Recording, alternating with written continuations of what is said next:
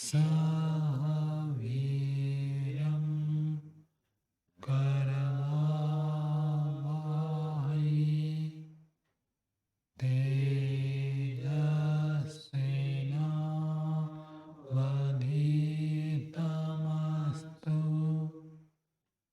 मा विद्विषावहै। ॐ शान्ति शान्ति शान्ति।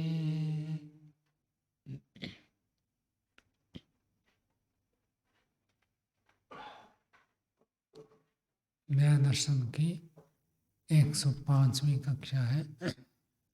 न्याय दर्शन में तृतीय अध्याय का द्वितीय अन्य पढ़ रहे हैं। उसमें 37वें सूत्र तक हो गया था। आज 38वें सूत्र से पढ़ेंगे। प्रसंग वही चल रहा है, ज्ञान गुण किसका है, उसी विषय को थोड़ा और आगे बढ़ा रहे हैं। पहले तो सिद्ध हो गया था कि इंद्रियों का नहीं है, अर्थ का नहीं है। तो बचे थे दो, मन और आत्मा। तो मन का भी नहीं है, ऐसे कुछ चर्चा हुई थी सामान्य। तो और उसी बात को और थोड़ा पुष्ट करते हैं। 3-2-38 भूमिका देखिए। भूतेन्द्रिय मनसाम समान प्रतिषेध मनस्तु उदाहरण मात्रम। बीच में भूत चैतन्य आ गया था कि भूतों में चेतना गुण है। तो उसी बात का निराकरण करके कहते हैं भूत इंद्रिय मन इन सब का समान प्रतिषेध, समान रूप से प्रतिषेध है। समान रूप से प्रतिषेध मतलब क्या अर्थ होगा? मतलब एक का मना कर दिया तो सभी का मना। हाँ, एक का गुण नहीं है। यदि सिद्ध हो गया भूतों का, इंद्रियों का, मन का, इनमें से किसी एक को यदि मना कर दिया कि इनका गुण ज्ञान नहीं है, तो तीनों का ही मना हो जाएगा। क्यों? तीनों का स्वभाव एक जैसे, तीनों ही उसी प्रकार के आते हैं, एक वर्ग में आते हैं। तो समान प्रतिषेध मनस्तु उदाहरण मात्रम। मन तो यह एक उदाहरण के रूप में, नमूने के रूप में बता देते हैं। मन का मना कर दिया तो भूतों का भी मना हो जाएगा, इंद्रियों का भी मना हो जाएगा, सबका मना हो जाएगा। 38वां सूत्र बोलिए। यथोक्त हेतुत्वात्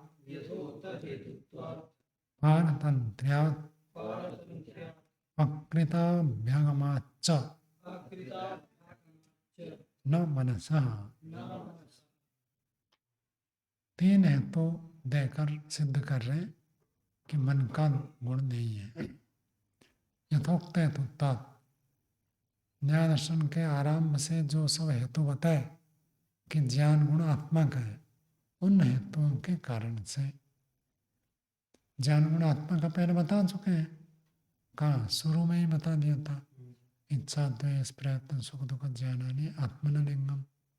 तो उन हेतुओं से पारतंत्र और परतंत्र होने से मन जो है स्वतंत्र नहीं है।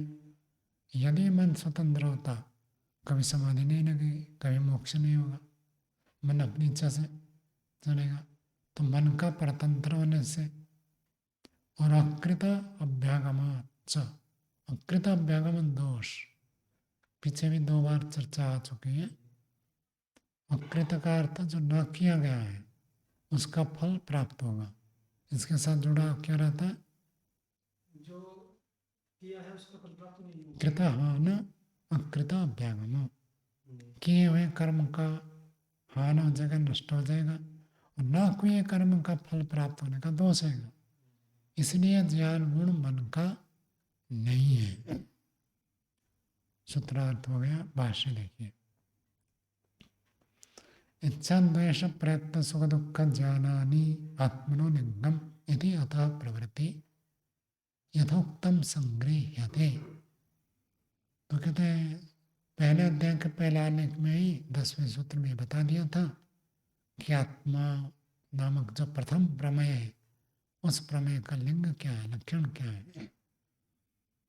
कहते वहां से लेकर यथोक्तम संग्रह्यते, जैसे कहा गया वैसे सब संग्रहित होता है।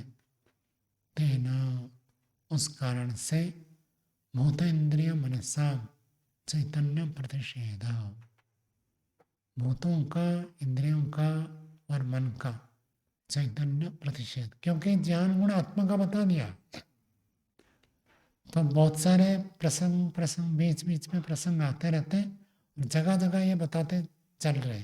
पहले अध्याय के पहले आने से ये चल रहा, तो ज्ञान गुण आत्मा का है, तो जो जो बातें बता दी तो आत्मा का ज्ञान गुण है, तो और किसी का नहीं होगा, अन्यों का ये चेतना प्रतिषेध हो जाता है।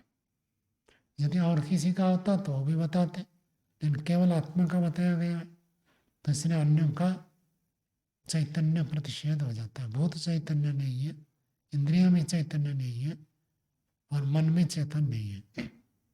ये एक हेतु हो गया। सूत्र में स्वामी जी तो मन का गुण बताए, बुद्धि गुण है मन का, ये बता रहे हैं या फिर चैतन्य बता रहे हैं सूत्र में? न मनसा, मन का निषेध कर रहे हैं, बता रहे हैं, क्यों कह रहे हैं आप? मन का निषेध कर रहे हैं कि मन का गुण नहीं है या मन की चेतनता नहीं है। एक ही बात है, ज्ञान गुण जिसका है वो चेतन है, अच्छा, तो मन की चेतनता नहीं कहो अथवा मन का ज्ञान गुण नहीं, एक ही बात है। कंप्यूटर में चेतना नहीं है, जी या तो ये कहो अथवा कंप्यूटर का ज्ञान गुण नहीं है, ये कहना।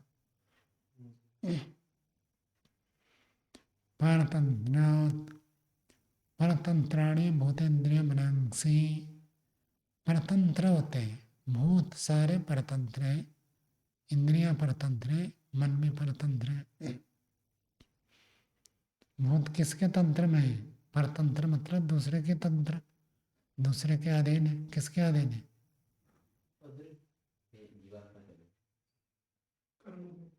परमात्मा का अधीन भी है, जीवात्मा का अधीन भी है। सिद्धार्थ प्रकाश 8वें सम्यास में महर्षि ने लिखा है कि भूत जो है कुछ परमात्मा का अधीन है और कुछ हम जीव का अधीन है। जीव भूतों को लेकर घड़ा बना देता है, मकान बना देता है, तो उसके अधीन है, और परमात्मा भूतों को लेकर सूर्य चंद्र तारे पहाड़ नक्षत्र पेड़ पौधे बना देता है, उसके अधीन है। धारण प्रेरणा म्यूहन क्रियासु प्रयत्नवशात प्रवर्तन्ते, धारण क्रिया में, प्रेरण क्रिया में और व्यूहन का अर्थ रचना। किसी चीज को बहुत धारण करते तो कैसे धारण करेंगे? सृष्टि में देखो, सूर्य, धरती, कितने सब ग्रह उपग्रह, सूर्य दूसरे के आकर्षण में, सब एक दूसरे से जुड़े हुए धारण आकर्षण से चलते हैं। और प्रेरणा तो भूतों को धक्का मारते तो भूत किसी कार्य में प्रवृत्त हो जाते हैं। तो ये जो प्रेरणा है, विहन का अर्थ रचना, मिट्टी को लेकर ऐसे बना देंगे तो घड़ा बन जाएगा, ऐसे बनाएंगे तो ईंट, ऐसे बनाएंगे तो दीवार, ऐसे बनाएंगे तो मकान। अलग अलग विहन करें तो अलग अलग क्रियाएं हो जाती। तो इन सब क्रियाओं में प्रयत्नवशात प्रवर्तन्ते, प्रयत्न का अधीन होकर प्रेरित प्रवृत्त होते हैं। कौन प्रवर्तन थे? भूतानि, भूत इंद्रिय मन जो है ये प्रवृत्त होते हैं। भूत भी प्रवृत्त होते हैं, इंद्रियां भी प्रवृत्त होते हैं, मन भी प्रवृत्त होता है। कैसे होता है? प्रयत्नवशात, प्रयत्न के कारण से होता है। प्रयत्न क्या है? एक गुण है, तो प्रयत्न गुण के कारण से ये प्रवृत्त होता है। तो प्रयत्न गुण तो इनमें नहीं है, भूतों में प्रयत्न गुण नहीं है। भूत प्रयत्न करके कुछ कर दे ऐसे नहीं है। इंद्रियों में अपने आप में कोई प्रयत्न गुण नहीं है, मन में अपने आप में प्रयत्न गुण नहीं है। चैतन्यम पुनः स्वतंत्राणि स्युः, और जो चैतन्य है ये स्वतंत्र रूप से, स्वतंत्राणि स्युः, चैतन्य, चैतन्य मानने पर फिर ये स्वतंत्र हो जाएंगे। आपकी इच्छा से फिर आंख काम नहीं करेगी, अपनी इच्छा से आंख काम करेगी, अपनी इच्छा से मन विचार उठाएगा, अपनी इच्छा से हाथ पैर सब चलने लग जाएंगे। और भूत में आप ईंटों को लाकर जोड़ेंगे और ईंटें भागेंगे। जैसे किसी चीज को पकड़ते हैं ना, मेंढकों को कभी इकट्ठा करेंगे तो एक को पकड़ कर लाएंगे तो दूसरा उछल कर भागेगा, दूसरे को पकड़ कर लाएंगे तो तीसरा भागेगा। कभी मेंढकों को इकट्ठा तोल नहीं सकते, तराजू में तोल नहीं सकते, क्यों? भागेंगे। चेतन हो जाने पर ऐसे होगा। यदि चेतन हो जाए तो भूत आपके हिसाब से काम नहीं करेंगे। आगे, ये पारतंत्र्य होने से इनमें चेतना गुण नहीं है। चेतना मानेंगे तो स्वतंत्र हो जाएंगे। स्वतंत्र हो जाने से फिर आपके नियंत्रण में नहीं रहेंगे। इसलिए जड़ों का निर्माण करना सरल है और चेतनों का निर्माण करना कठिन है। सबसे कठिन काम है। क्या कठिन काम है? किसी की बुद्धि को बदल देना सबसे कठिन काम है। बुद्धि चेतन व्यक्ति होता है ना, स्वतंत्र होता है। आप कितना भी कहो, कुछ ना कुछ वो अपनी इच्छा से करेगा। पूरा जोर लगा दो फिर भी वो आपके अधीन नहीं होगा। अपनी इच्छा से कुछ ना कुछ तो करेगा। जानबूझकर भी करेगा, अनजाने में तो हो ही जाते हैं, सबसे होते हैं। जानबूझकर भी कुछ ना कुछ तो वो अपनी इच्छा से करेगा। सम्मोहित भी हो जाए तब भी, हैं? सम्मोहित भी हो जाए तब भी। सम्मोहित हो जाए तो थोड़े काल, जितने काल प्रभावित होगा उतने काल रहेगा। पूरा दिन। हाँ, पूरा दिन हो सकता है। फिर थोड़े काल के बाद फिर विचार बदलते हैं। जीवात्मा चेतन है ना। आज कह देगा मैं आपको पूर्ण समर्पण करता हूँ, जैसे कहेंगे वैसे करूँगा। फिर थोड़े दिन के बाद रंग बदल जाएगा। प्राय करके सब जगह ऐसे आपको मिलेगा। कोई भी चेतन होता है पूरा पूरा नियंत्रण में नहीं रहता है।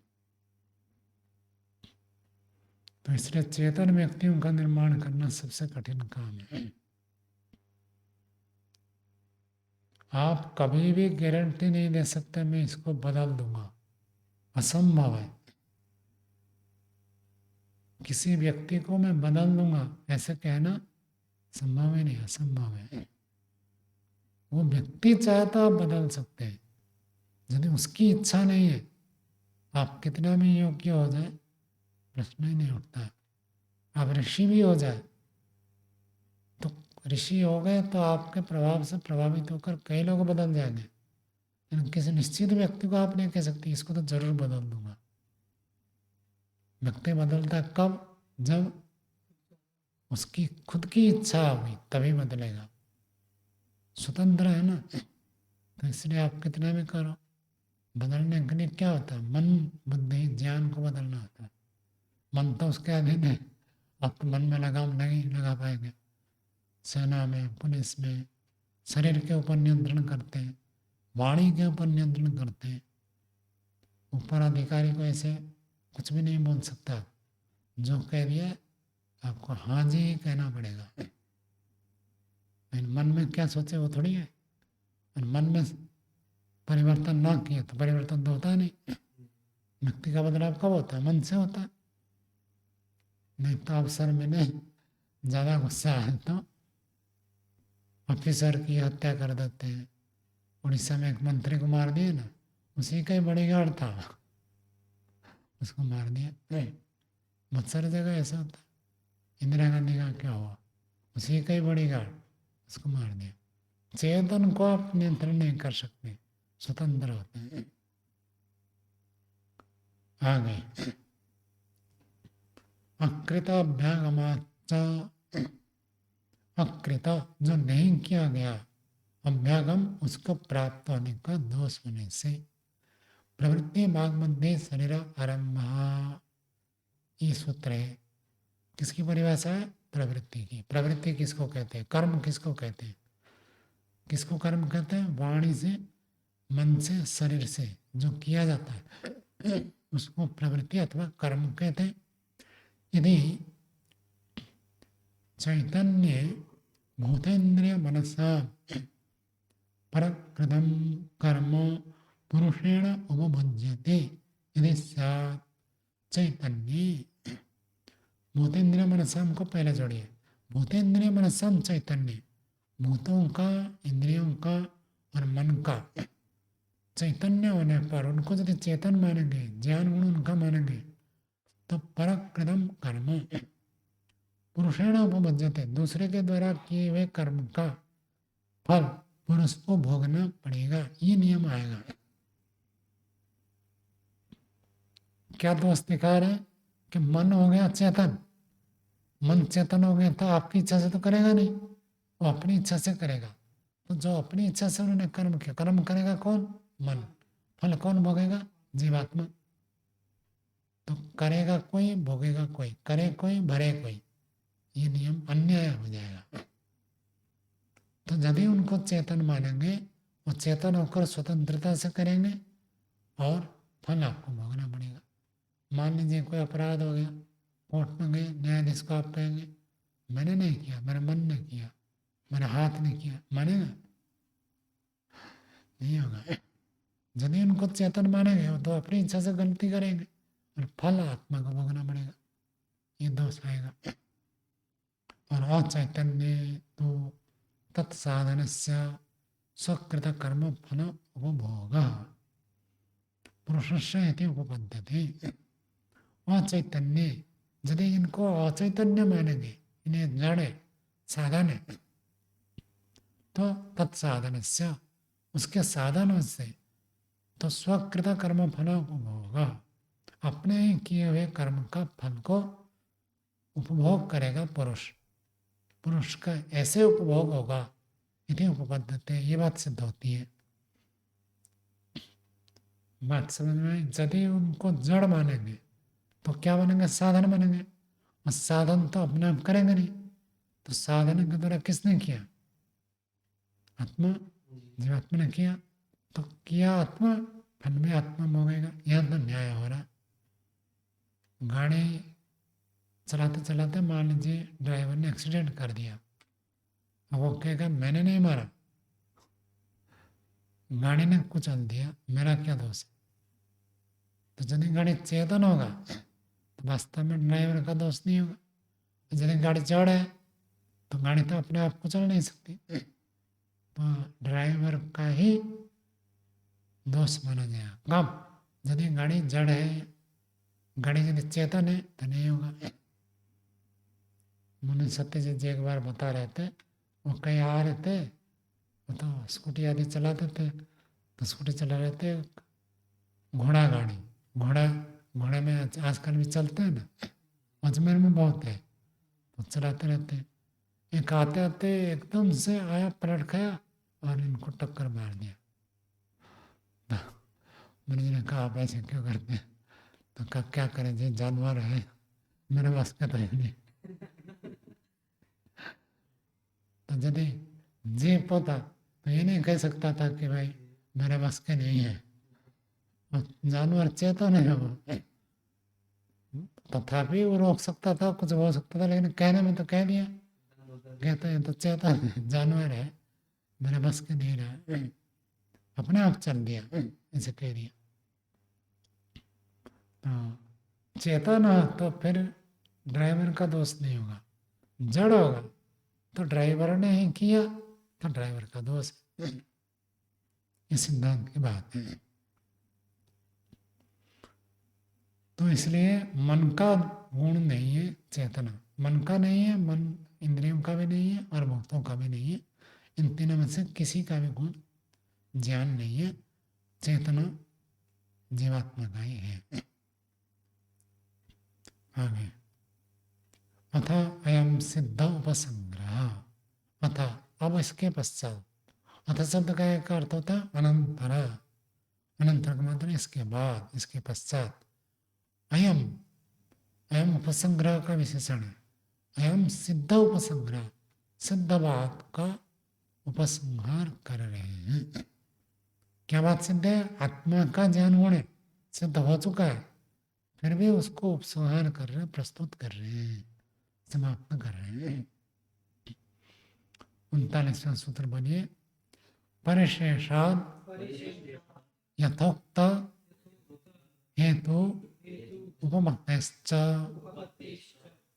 परिशेष न्याय, परिशेष न्याय के कारण से भी पता चलता है कि ज्ञान गुण आत्मा का है। और यथोक्त हेतु, जैसे पहले हेतु सब कहे गए हैं, उन हेतुओं की सिद्धि होने से, मतलब उन हेतुओं को तो खंडित किया नहीं, यदि वह हेतु खंडित हो जाता तब मानते। तो यथोक्त हेतु उपपत्ति होने से भी ज्ञान गुण आत्मा का है और किसी का नहीं है, ये बात सिद्ध होती है। आगे भाष्य देखिए। आत्मगुण ज्ञानम इति प्रकृतम। प्रकृतम का क्या अर्थ है? प्रकरण। प्रकरण प्रकरण ये चल रहा है कि आत्मा का गुण ज्ञान है, ज्ञान गुण आत्मा का, ये प्रकरण चल रहा है। तो उसी को ये आगे बढ़ा रहे। परिशेष नाम, परिशेष न्याय की परिभाषा दिया है। परिभाषा क्या है? प्रसक्त प्रतिषेधे अन्यत्र अप्रसंगात शिष्यवाणी संप्रत्यय। याद हो जाना चाहिए।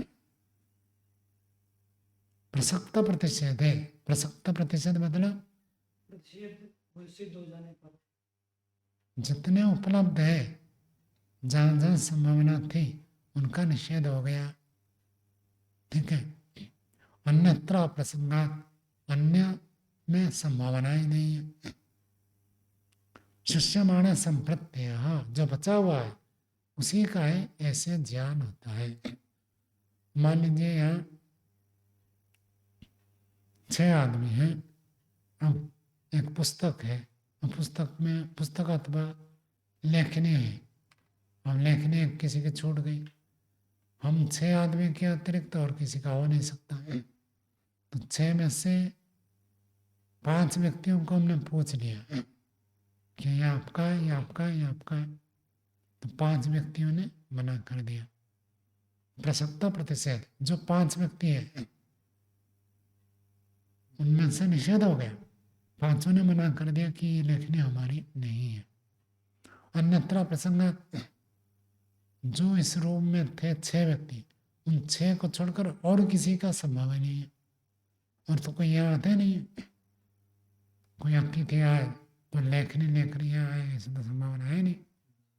अथवा आश्रम के अन्य साधक लोग जो इस लाइब्रेरी में कभी आते ही नहीं, उनकी तो संभावना नहीं है। तो अन्यत्र प्रसंग, तो शिष्य माणे संप्रत, जो बचा हुआ एक व्यक्ति है, 5 को पूछ लिया, एक व्यक्ति से मिले नहीं, तो 5 ने मना कर दिया, अन्य व्यक्ति का हो नहीं सकता, तो क्या समझ में आएगा? जो छठा व्यक्ति है उसी का ही है, भले उनको हमने पूछा नहीं। तो ऐसे परिशेष न्याय से जानना चाहिए। बात पीछा है कहाँ पर? वो तो अनुमान के, अनुमान प्रमाण में पूर्ववत शेषवत सामान्यतः दृष्टि में जो शेषवत है उसकी दूसरी व्याख्या में परिशेष न्याय को बताया। तो कहते हैं बहुत इंद्रिय मनसा प्रतिषेधे द्रव्यांतरम न प्रसज्जते। भूतों का मना हो गया, इंद्रियों का मना हो गया, मन का निषेध हो गया। द्रव्यांतरम न प्रसज्जते, अन्य कोई द्रव्य नहीं है।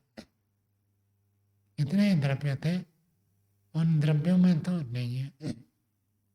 शिष्यता आत्मा, बचा हुआ आत्मा ही है। तस्य गुण ज्ञानम यदि, उसका गुण ज्ञान है, यदि ज्ञायते। कौन सा न्याय है? परिशेष न्याय। परिशेष न्याय तो ऐसे प्रसिद्ध है, सब लोग जानते हैं, लोक में भी किसी को बताते हैं तो समझ जाते हैं। परिशेष न्याय। और आगे कहते हैं यथोक्त हेतु उपपतश्च। इसकी 2 प्रकार की व्याख्या है। पहली व्याख्या कर रहे हैं दर्शन स्पर्शनाभ्याम एकार्थ ग्रहण। तीसरे अध्याय का ये पहला सूत्र है। दर्शन और स्पर्शन से एक अर्थ का, एक पदार्थ का, एक वस्तु का ग्रहण होने से क्या सिद्ध हुआ था? कि आत्मा है, से भिन्न आत्मा का अस्तित्व है, संघात से भिन्न आत्मा है। और आत्मा क्या करता है? दर्शन और स्पर्शन दोनों ज्ञान को जोड़ता है। तो ज्ञान को जोड़ता है, तो ज्ञान गुण किसका हुआ? आत्मा का हुआ। ये बात वहां सिद्धि हुई थी। कहते इति एवं आदिनाम, इति इस प्रकार के वहां से लेकर जितने सब बातें हैं उन सब का आत्मा प्रतिपत्ति हेतु नाम, आत्मा का स्वरूप को सिद्ध करने के लिए जितने सब हेतु दिए उन सब का अप्रतिषेधात, प्रतिषेध नहीं हुआ। जब तक हमने कोई बात कही है और उसका सामने वाले ने खंडन नहीं किया, उन्होंने और 10 बातें बताई, लेकिन हमारी बात का खंडन नहीं किया, तब तक वो स्थिर है माना जाएगा। वो हटा नहीं है, वो गलत सिद्ध नहीं हुआ। प्रतिषेध करे तो हटेगा, नहीं किया तब तक अभी तक हमारी बात स्थित है, ऐसे माना जाएगा। भले उन्होंने अपनी बात को स्थापित कर दिया, केवल स्थापना से नहीं चलेगा। अपनी बात को स्थापित करना, अपने पक्ष को स्थापित करना और दूसरे का खंडन करना, साधन और उपालंबा दोनों चाहिए। तो स्थापित तो किया, लेकिन हमारा खंडन नहीं किया, तो हमारा भी स्थापित है, उसकी बात भी स्थापित है, हमारी बात भी स्थापित। तो कहता कि इन बातों आत्मा को जानने के लिए जो हेतु दिए थे उनका खंडन नहीं हुआ। खंडन न होने से आत्मा का ज्ञान गुण सिद्ध है। परिशेष ज्ञापनार्थम प्रकृत स्थापनादि ज्ञानार्थम च, परिशेष ज्ञापनार्थम, परिशेष बताने के लिए, मतलब परिशेष न्याय से भी ज्ञान गुण आत्मा का ही सिद्ध होता है। इस बात को ज्ञापन, ज्ञापन क्या है? जनाना, बताना।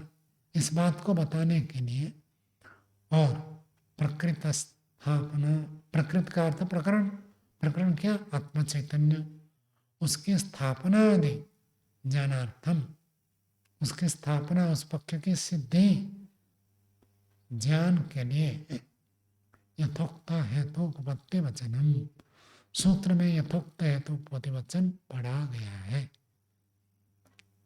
मतलब प्रश्न उठेगा ना, जब, क्योंकि भूमिका में लिखा था सिद्ध उपसंग्रह, ये बात पहले सिद्ध है, सिद्ध बात को कहना क्या होगा? पुनरुक्त दोष हो सकता है। तो कहते नहीं, पुनरुक्त दोष नहीं होगा। क्यों नहीं होगा? क्योंकि परिशेष न्याय से भी ये बात सिद्ध होती है, इसको बताना चाहते हैं। और दूसरी बात है कि जो बातें सब स्थापित की गई थी उनका खंडन नहीं हुआ, तो उनका खंडन नहीं हुआ इसलिए वो स्थित है। उस बात को तो मतलब बताना पड़ेगा ना। हमने बहुत सारे हेतु दिए, उन बातों का अभी तक आपने कोई उत्तर नहीं दिया, उनका कोई निषेध नहीं किया, उसका खंडन नहीं हुआ, इसलिए हमारी बात सिद्ध है। इसको जनाना भी प्रयोजन है, इसलिए सूत्र पुनरुक्त नहीं है। यथोक्त हेतुत्वात् को कहते हैं। जो पीछे सूत्र में यथोक्त हेतुत्वात् आया था, यहाँ पर है यथोक्त हेतुपत्तेश्च, तो उसको सिद्ध करने के लिए कि ये नहीं, यहाँ तो यथोक्त हेतुपत्तेश्च पीछे से सारे को चलाएगा, केवल ऊपर वाला नहीं। वहां तो ऊपर वाला तो था मन का निषेध करने के लिए बस। जिन हेतुओं से मन का निषेध कर, और यहाँ पर है वहां पर पिछले सूत्र में कहा था कि जो जो हेतु हमने दिया उन हेतु से पता चलता है ज्ञान गुण मन का नहीं है। और यहाँ कह रहे हैं जो जो हेतु कहते हैं उन हेतु की उपपत्ति है, उपपत्ति मतलब सिद्धि है, उनका खंडन नहीं किया। खंडन नहीं किया तो ज्ञान गुण आत्मा का सिद्ध हो रहा है। हाँ, थोड़ा अंतर है। ये पुनरुक्ति किसको कहना चाह रहे हैं? पुनरुक्ति तो कोई जने ऐसे कहे कि ये बात तो पहले कह चुके हैं आप कि ज्ञान गुण आत्मा का, तो फिर से कहने की क्या जरूरत है? तो कहते नहीं, इसमें कुछ नई बात है।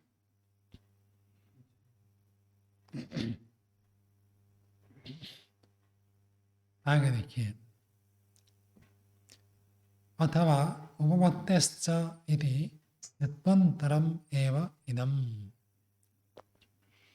अथवा सूत्र में जो पढ़ा है उपपत्ति, हेतु को छोड़ दिया, उपपत्ति शब्द जो पढ़ा है उसको हेत्वंतरम, हेत्वंतर मतलब एक नया हेतु, ये एक अलग हेतु मानो। उपपत्ति, उपपत्ति शब्द का एक क्या अर्थ होता है? सिद्धि। उपपत्ति शब्द का एक अर्थ होता है युक्ति,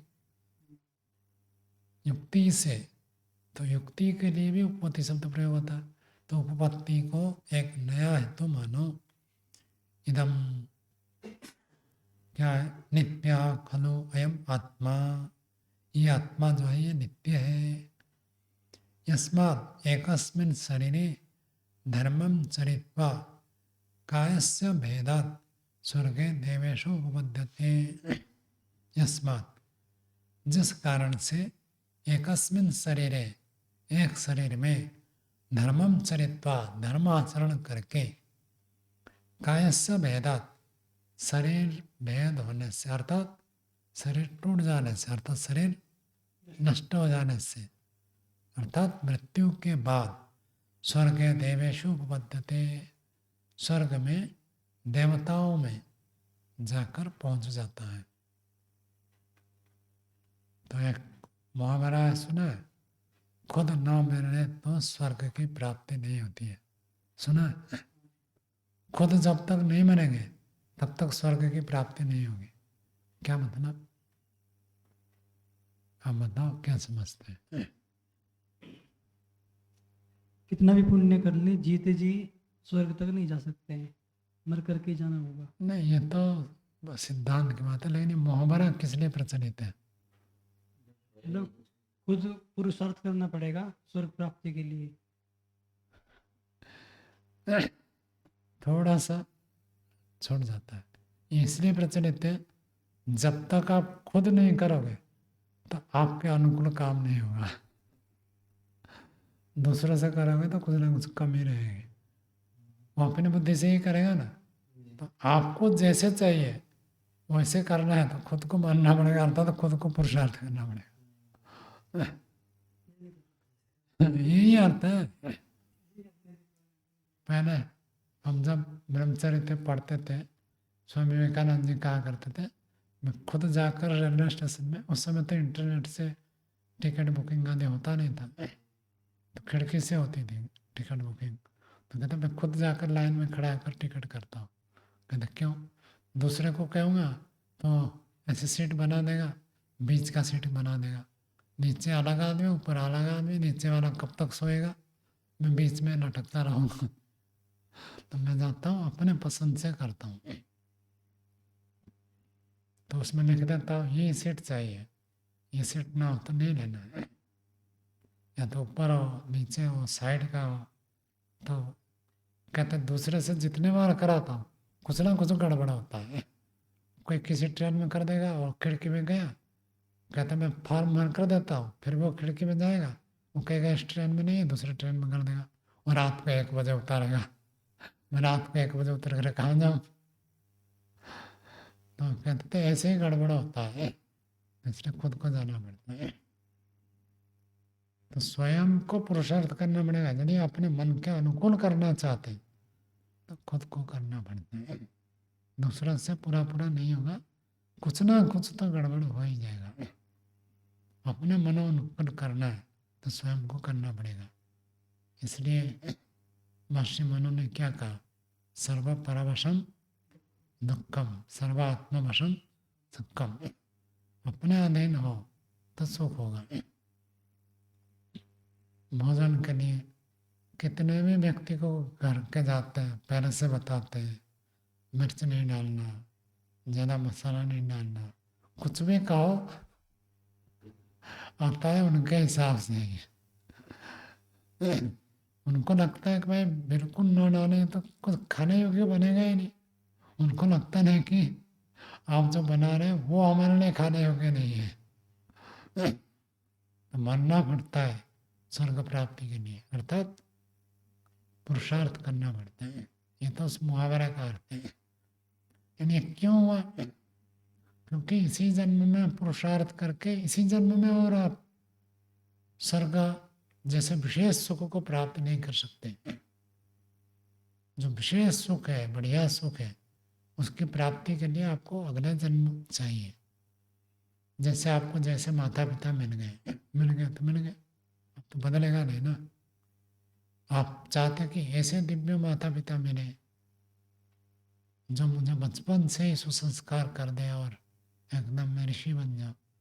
इस जन्म में नहीं होगा। इस जन्म में ऐसे पुरुषार्थ करो, ये कर्म सब संचित होंगे, अगले जन्म में आपको ऐसे फल मिलेगा। स्वर्ग अगले जन्म में मिलता है। स्वर्ग की चर्चा शास्त्र में बहुत वर्णन है। तो विशेष धर्म आचरण करने से अगले जन्म में मिलता है। अधर्मम चरित्वा देह भयदात नरकेषु उपपद्यते इति। और अधर्म आचरण करके देह भेद होने से नरकेषु उपपद्यते, नरक को प्राप्त हो जाता है। तो दृष्ट जन्म वेदनीय, अदृष्ट जन्म वेदनीय, इसके प्रसंग में व्यास जी ने वह प्रस्तुत किया है। कुछ लोग इतना पाप कर लेते हैं, उनको इस जन्म में फल भोगा ही नहीं सकते। मान लीजिए एक व्यक्ति ने एक हत्या की, कितने साल का जेल है? 14 वर्ष, 14-20 वर्ष, 14 साल का जेल होता है। और एक कर दिया, कुछ ज़्यादा कर देगा तो आजीवन हो गया, और उससे ज़्यादा करेगा तो भी आजीवन ही है, अथवा फांसी हो जाए। 5 व्यक्ति को मार दें तो भी फांसी, और 50 को मारे तो भी फांसी। तो इस जन्म में तो फल भोग नहीं सकता ना। कब होगा? देह भेदत नरकेषु उपपद्यते। एक व्यक्ति का आपने कल्याण किया तो आपको पुरस्कार मिलेगा। मान लीजिए आपने किसी को अध्यात्म का मार्ग बताया और वो अध्यात्म मार्ग में आ गया, अपने आप को बड़ा कृतकृत्य अनुभव करता है, सुस्त तृप्त हो गया, आपका उपकार करेगा। 10 का किया, 100 का किया, 1000 का किया, लाख का किया, और लाख व्यक्ति आपसे उपकृत हो गए, आपको बहुत सुविधा देंगे। आप भोगेंगे कितना? जितनी रोटी खाते उतनी ही तो खाएंगे। ऐसे तो नहीं है कि आपने लाख व्यक्ति का उपकार कर दिया, लाख व्यक्ति रोटी दे तो आप 2 लाख रोटी खा लेंगे, ऐसा तो है नहीं। जो 2 रोटी खाते उतनी ही खाएंगे। तो अनेक लोगों का उपकार करने पर भी जो फल है वो इस जन्म में आप भोग ही नहीं सकते। तो उसके लिए क्या कहते हैं? देह भेदत स्वर्गेशु देवेशु उपपद्यते। देह नष्ट हो जाए तो इतने लोगों का जो बड़ा उपकार आपने किया उसका फल प्राप्त होगा। इस जन्म में कैसे होगा? नहीं हो सकता। आगे उपपत्ति ही शरीरांतर प्राप्ति लक्षण। तो सूत्र में जो उपपत्ति पड़ा है उसको थोड़ा बदल रहे हैं अर्थ। उपपत्ति का अर्थ युक्ति। युक्ति क्या है? शरीरांतर प्राप्ति लक्षण, दूसरे शरीर को प्राप्त करना, जिसका लिंग है, लक्षण, चिन्ह। तो दूसरे शरीर को प्राप्त करने की ये जो युक्ति है, ये जो अनुमान हो रहा है, ये जो हेतु प्रस्तुत हो रहा है, सा सती सत्व नित्य च आश्रयवती। ये लक्षण कब बनेगा? नित्य सत्व, नित्य आत्मा होने पर ही आप ये कह सकते हैं। क्या कह सकते हैं? एक शरीर छोड़कर दूसरे शरीर में स्वर्ग मिलता है, नरक मिलता है। कब बनेगा? यदि आत्मा नित्य है। तो बुद्धि प्रबंध मात्रे तो निरात्मके निराश्रया नोपपद्यते इति। बुद्धि प्रबंध मात्रे, केवल ज्ञान का एक प्रवाह चल रहा है, एक के बाद दूसरा, दूसरे के बाद तीसरा, ज्ञान ही ज्ञान चल रहा है। ज्ञानवान कोई नहीं है यदि ऐसे मानेंगे। ज्ञान तो उत्पन्न हो रहा है।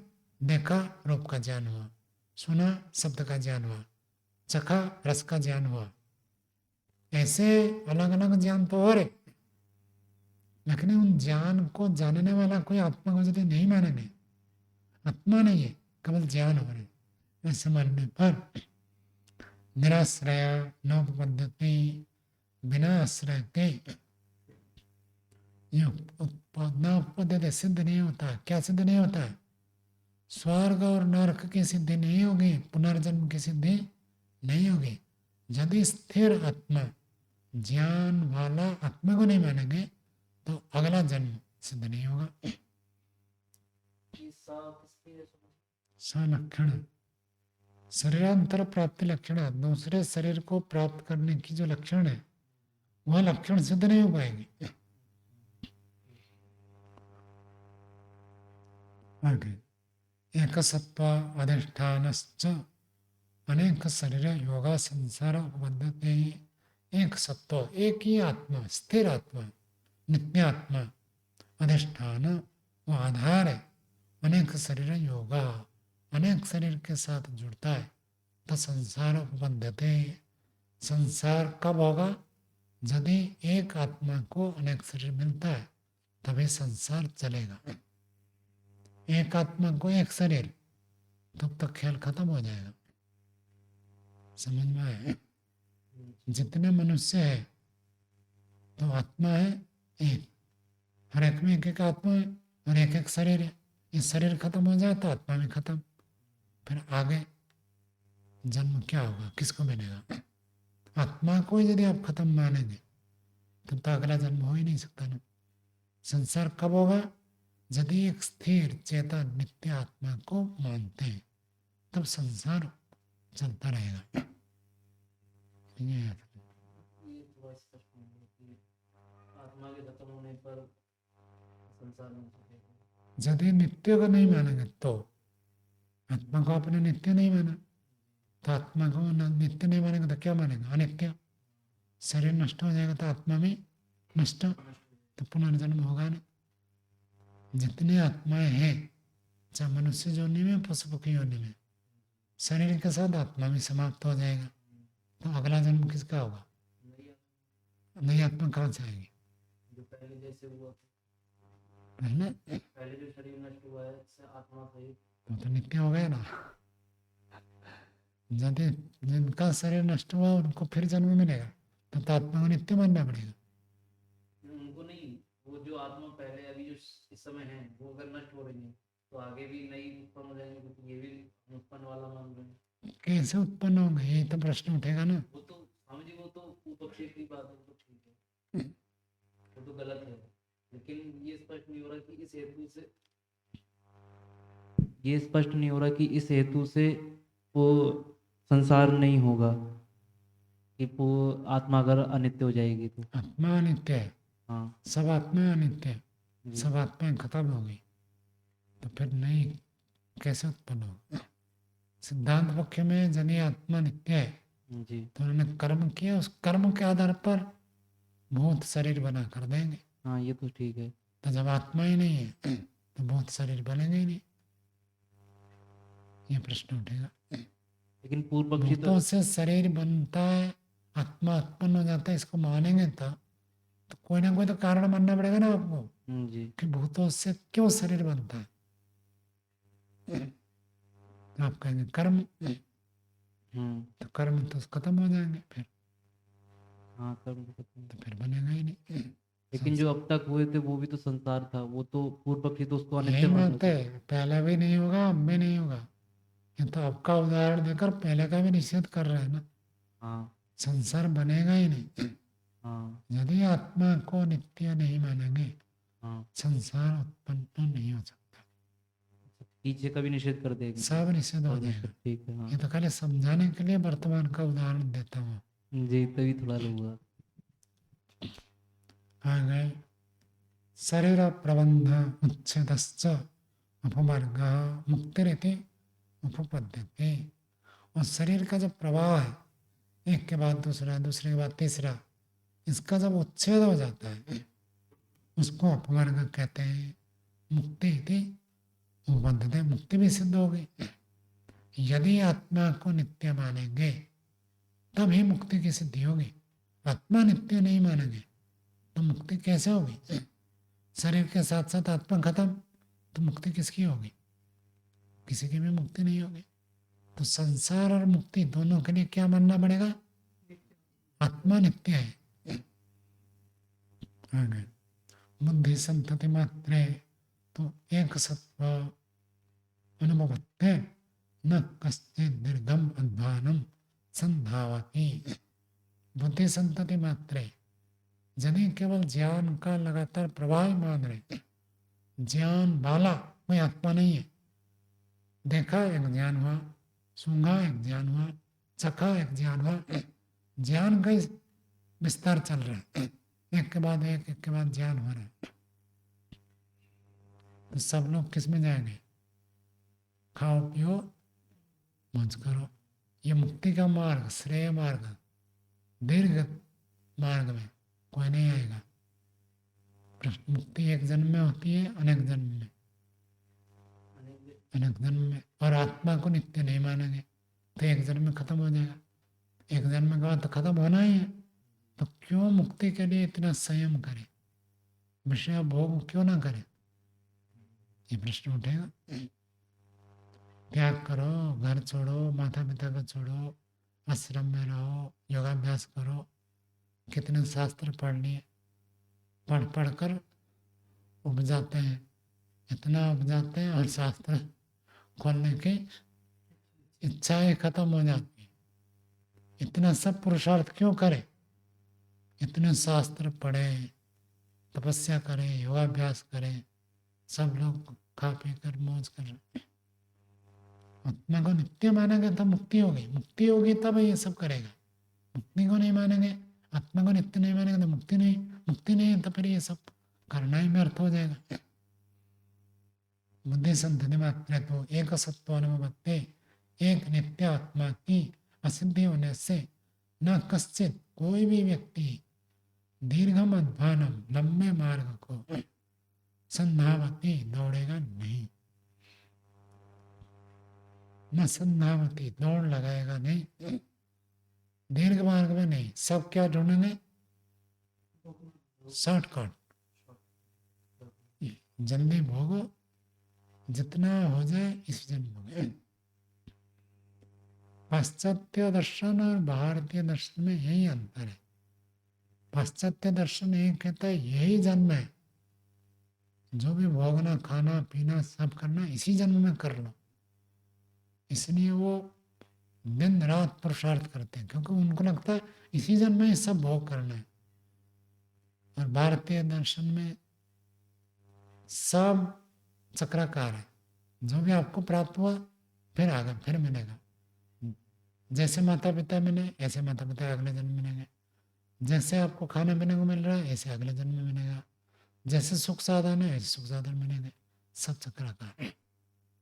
और इससे एक दोष ही आ जाता है, इतने जल्दी क्या है, मुक्ति कहीं थोड़ी भाग जा रही है, मुक्ति तो है ही, तो इतने जल्दी क्यों? क्या उत्तर देंगे? मुक्ति तो कहीं भाग नहीं जा रही। ईश्वर नित्य है, ईश्वर हमेशा रहेगा। इस जन्म में कुछ कर लो, अगले जन्म में कुछ कर लेंगे, तो इतने जल्दी क्या? इस जन्म में योग दर्शन पढ़ो बस, अगले जन्म में न्याय दर्शन पढ़ेंगे, फिर मीमांसा अगले जन्म, उसके अगले जन्म में क्या जल्दी पढ़िए? उत्तर यही है, जितने देर रहेंगे उतने दुख भोगना पड़ेंगे। दुख तो स्वीकार है, लंबा रहो कोई मना नहीं है। दोनों मार्ग आपके सामने है, श्रेय भी है प्रेय भी है। लेकिन प्रेय मार्ग में जाएंगे तो बार बार दुख भोगना पड़ेगा। पुनरपि जन्मम पुनरपि मरणम पुनर्वशम आपद्यते में ये स्थिति प्राप्त होगी। और यदि मुक्ति के मार्ग में जाएंगे, भले दीर्घ काल में उपलब्धि होगी, लेकिन दुख से आप छूट जाएंगे। आगे, न कश्चित शरीर प्रबंधात् विमुच्यते यदि संसार अपवर्गो अनुभवत्तिरिति। कोई भी व्यक्ति इस शरीर के प्रबंध से मुक्त नहीं हो सकता, अर्थात शरीर जन्म मिलेगा ही मिलेगा। यदि आप कहोगे नित्य आत्मा नहीं है तो शरीर तो बार बार बनेगा बिगड़ेगा, बनेगा बिगड़ेगा, तो शरीर प्रबंध से कोई भी मुक्त नहीं हो सकता। क्या दोष आएगा? संसार अपवर्ग अनुभवती, संसार और अपवर्ग दोनों की असिद्धि हो जाएगी। आत्मा को नित्य नहीं मानेंगे तो संसार भी नहीं होगा, आत्मा को नित्य नहीं मानेंगे तो मुक्ति भी नहीं होगी। दोनों अनुपपत्ति है। बुद्धि संतति मात्रे च सत्व भेदात् सर्वम इदं प्राणे व्यवहार जातम प्रतिसंगतम अव्यामृतम अपरिनिष्ठितम च स्यात्। बुद्धि संतति मात्र, केवल ज्ञान का प्रवाह चल रहा है, ज्ञान मान आत्मा को यदि नहीं मानते हैं तो सत्व भेदात, एक शरीर समाप्त हो गया तो सर्वम इदम, सारा का सारा, प्राणी व्यवहार जातम अप्रतिसंगतम, प्राणियों के जितने सब व्यवहार है उसमें अप्रतिसंगत है, मतलब सब जुड़ेंगे नहीं, सब बिखरे बिखरे रहेंगे। अव्यामृतम, अव्यावृतम, व्यावृत, व्यावृत का अर्थ खोलकर जैसे क्रम चलता है वो सब बंद हो जाएगा। अपरिनिष्ठितम, उसकी समाप्ति भी नहीं होगी, ऐसे दोष आएगा। कहना क्या चाहते हैं इसको थोड़ा समझें। जैसे मान लीजिए एक सैनिक देश के लिए, धर्म के लिए जाकर जीवन को समाप्त कर देता है।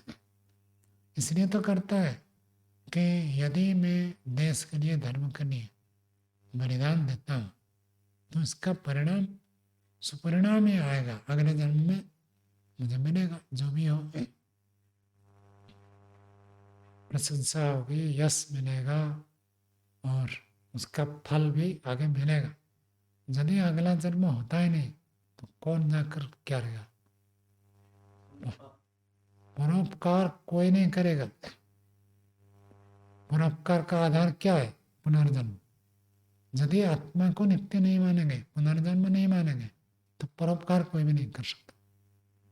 उसी बात को बता दें, केवल ज्ञान का संतति मानेंगे, सत्व भेद होता है, ऐसे मानने से सर्वमेदम प्राणी व्यवहार जातम, प्राणियों के जितने भी सब व्यवहार है प्रसिद्ध है वो सबके सब अप्रतिसंगता, प्रतिसंगत नहीं, जुड़ेगा नहीं। अब एक दूसरे से जुड़ते रहते हैं ना, माता पिता बच्चों का पालन करते हैं, बच्चे फिर बड़े हो जाते हैं, वो अपने बच्चों का पालन करते हैं, ये सब क्रम चलता है।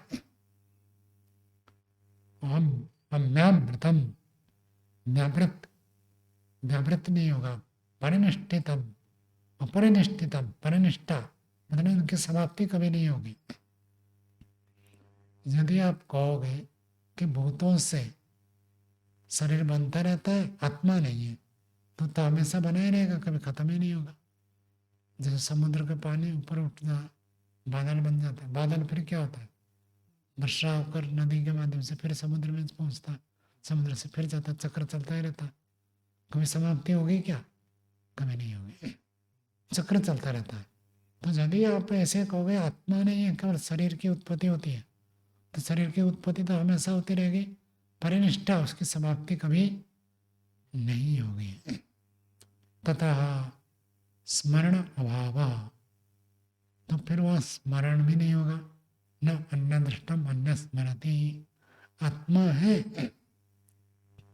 तो स्मरण होता है, आत्मा नहीं है तो एक एक ज्ञान आया खत्म, ज्ञान आया खत्म, फिर किसी का देखा हुआ को जैसे दूसरा स्मरण नहीं करता है। चेतन आत्मा को यदि नहीं मानेंगे तो स्मृति भी नहीं हो पाएगी। स्मरणम च खलु पूर्व ज्ञातस्य समानेन ज्ञात्रा ग्रहणम अज्ञासम अमुम अर्थम जयम विधि। स्मरण जो होता है वो निश्चित रूप से पूर्व ज्ञातस्य, पहले जिसको हमने जाना उसी जाने हुए का, समानेन ज्ञात्रा, उसी ज्ञाता के द्वारा, ग्रहणम अर्थात ज्ञान होता है। जो व्यक्ति पहले जाना था वही व्यक्ति स्मरण करता है, जाने हुए वस्तु को जानने वाला फिर से स्मरण करता है। क्या कहता है? अज्ञासम, मैंने ये जाना, अमुम अर्थम, ये अर्थ मैंने जाना, और ये अर्थ ये जानने योग्य है। सो अयम एक ज्ञाता पूर्व ज्ञातम अर्थम गृणाति, वहाँ यहाँ जो एक जानने वाला है पहले जाने हुए अर्थ को वो ग्रहण करता है। तच्च अस्य ग्रहणम स्मरणम, वो उसी का ये जो ज्ञान है उसको हम कहते हैं स्मरण। जाने हुए को फिर से जानना, इसको कहते हैं स्मरण। स्मृति की परिभाषा योग दर्शन में ये बताया, अनुभूत विषय असंप्रमोस, जिसको आपने अनुभव किया है उसको फिर से उपस्थित कर देना, उसी का नाम स्मृति वृत्ति। तो स्मरण का अर्थ ही होता है पहले जाने हुए को फिर से जानना। तत्बुद्धि प्रबंध मात्र निरात्मक न उपबंधते, वह ये जो स्मृति है, यदि आप आत्मा को नहीं मानेंगे, केवल ज्ञान चल रहा है, आँख नाक कान त्वचा इनसे ज्ञान हो रहा है, खत्म हो जाता है, आत्मा नहीं है, ऐसे मानेंगे तो स्मृति गुण उत्पन्न नहीं होगा। मन स्मरण नहीं कर सकता, ये बात पहले कह चुके हैं। आत्मा को साधन चाहिए, तो साधनों के माध्यम से सब ज्ञान होता है, लेकिन जानने वाला तो केवल आत्मा ही है, आत्मा से अतिरिक्त और कोई साधन नहीं है। जानने वाला और कोई नहीं है, साधन नहीं जान सकता, आत्मा ही जानता है। चलो आज का पाठ यही रखते हैं, आगे फिर पाठ 22 तारीख को शुरू होगा।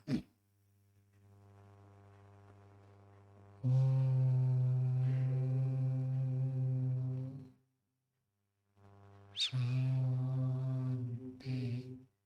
शांति शांति। सर्वेभ्यो